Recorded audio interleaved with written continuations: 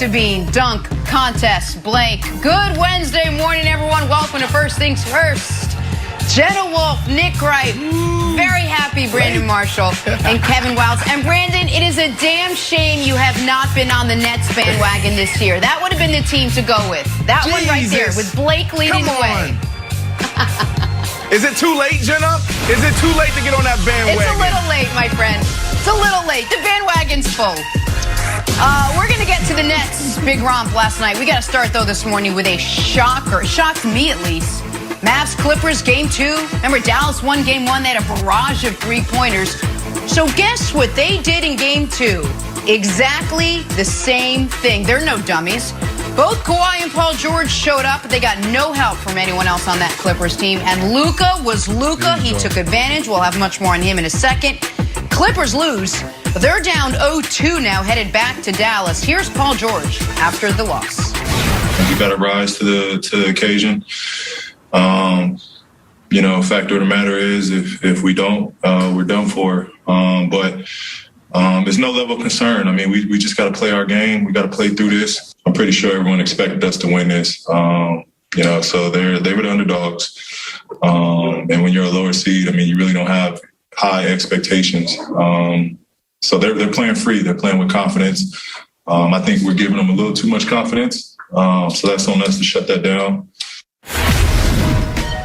I'm not sure I believe they're playing with... There's no concern there for the Clippers. All right, 39 points for that guy, Luka Doncic, off to arguably the best start in playoff history through 8 games. Remember, this is the guy the Clippers wanted to face. Don't forget that. So, Nick, is this series over with the Clippers going down 0-2 in the series? Jenna, this series is over. This stillborn Clippers era is over. And the Clippers' future of the franchise is as bleak as any team in all of professional sports this side of the Houston Texans. Clippers and Texans actually have something in common. Neither has ever even been to the semifinals of their respective sports championship rounds. But that's neither here nor there. Wilds, what we have here is a perfect storm of terrible, inexplicable at the time, and certainly with hindsight, decisions. In the big picture, the first one is Kawhi Leonard's decision 2 years ago. Kawhi Leonard has had 3 options. Stay in Toronto with that organization, try to win back-to-back titles, and then evaluate the landscape.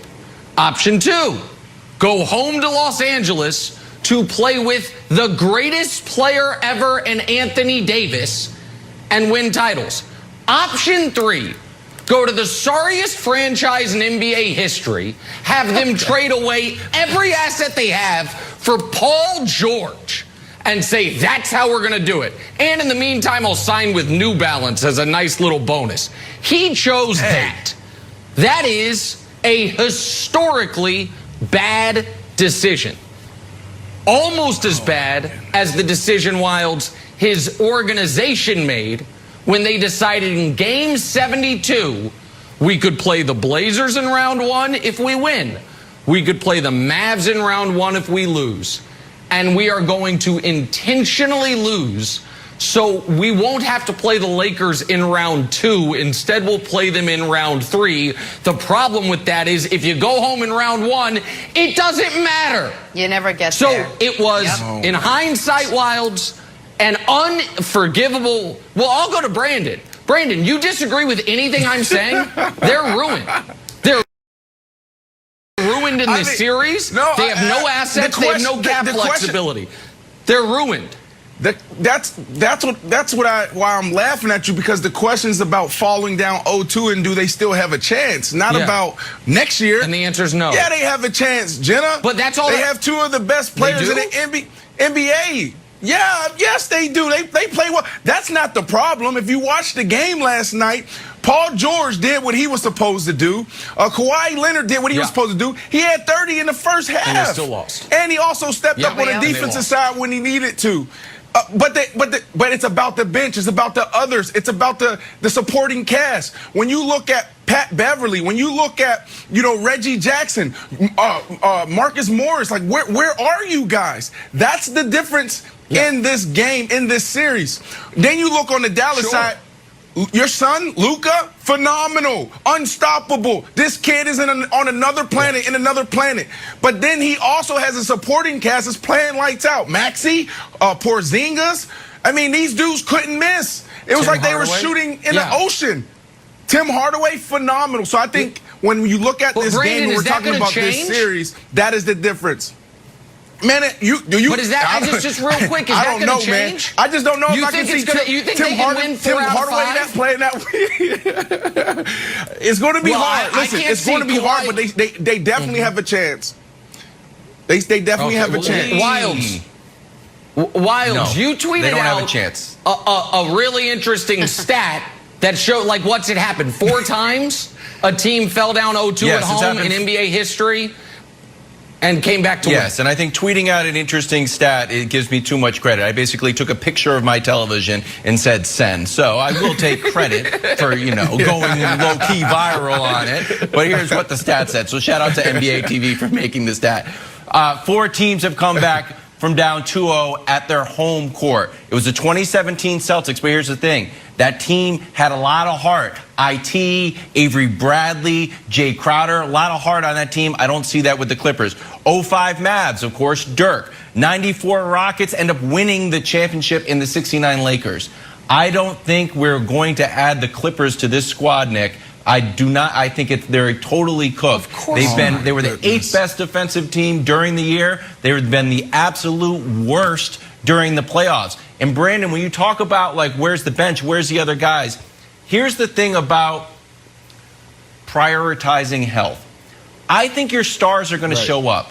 I think your stars are going to be stars. It's the other guys that affects. It's those guys ride more momentum than max contract guys. So when you lose those 2 games, you avoid the Lakers. The stars are going to be the stars. The stars play well at home. The stars play well on the road. It's those other guys, those fringe guys that affects. That I think that decision to avoid the Lakers hurt the most.